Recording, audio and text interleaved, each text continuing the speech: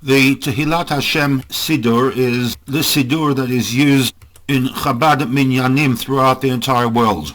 Putting aside identity politics for a moment, this Siddur can be traced back to the Admor HaZaken, who died in 1812. The Nusach of the Tehillat Hashem reflects the teachings of the Arizal, Yitzchak Luria Ashkenazi, who lived and died approximately 250 years earlier.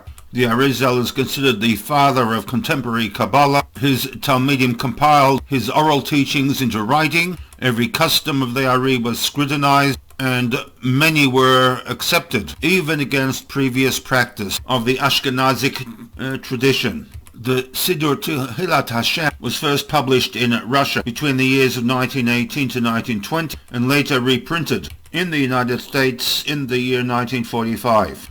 With the printing of the Tehillat Hashem Siddur, there was also an inclusion of halachot pertaining to the particular tefillah. It will be my contention that the issues raised earlier regarding the bracha of Hanotein LaSechvi Bina LaHavchin, and in particular the chain from Sechvi, the rooster, to Sechvi, the thoughts, in terms of the ability of man to distinguish between day and night, might possibly be addressed with this halachic insert from the Shulchan Aruch Harav. So permit me to digress for a moment and look at some segments of this halacha. In that halacha segment, the Alter Rebbe, Reb Shneir Zalman Miliyadi, writes that Kol Birchot HaShachar de Lahalan, that with respect to the following Birchot HaShachar Mevarech, one is to recite them, afilu lo mitchayev bahem, whether or not they apply to him or herself specifically. The Alter Rebbe makes a court change with respect to these brachot from the information that is provided in the Gemara Talmud Bavli Masechet Brachot mentioned earlier.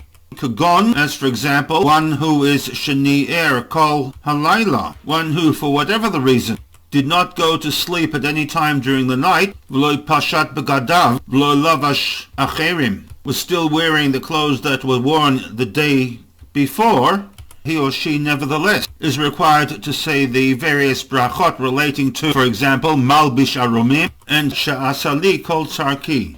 He then addresses the issue of the Tarnagol, that v'im ni'er kol halayla, if one did not go to sleep at any time during the night, and here is the crow of a rooster, any time michatzot ve'elech, from midnight onwards, then yachol levarech hanoten lasech ve'bina.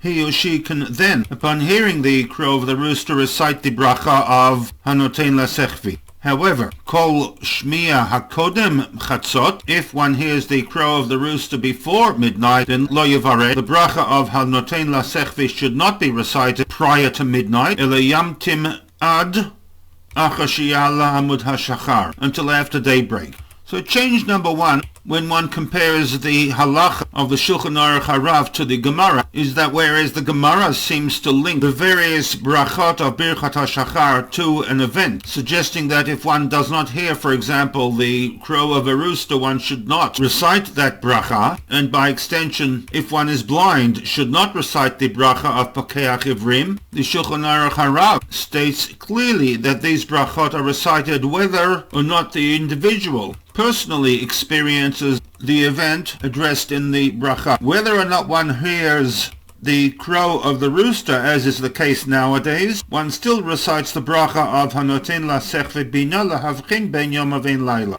By extension, we now come to change number two, that while the actual wording of the bracha relates to a rooster, and hence the translation of the Tehillat Hashem Siddur to this bracha is that we acknowledge HaKadosh Baruch Hu, who gives the rooster understanding, even though one does not hear the actual crowing of a rooster. This allows us to undertake change number two in the more modern translations of the Siddur, such as that offered in the Koren. From the very outset, we have dropped the rooster content and translated Hanoten lasech ve'bina, who gives the heart understanding to distinguish day from night. This change, dare I suggest, would not be undertaken lightly, and hence there is a reference to the Rabbeinu Asher, the earliest source that moves the sechvi away from the Gemara's understanding that it refers to a rooster to sechvi, the heart of a human being, and the ability to appreciate and separate good from bad. In the next panel, I shall be looking at the actual commentary of the Rabbeinu Asher.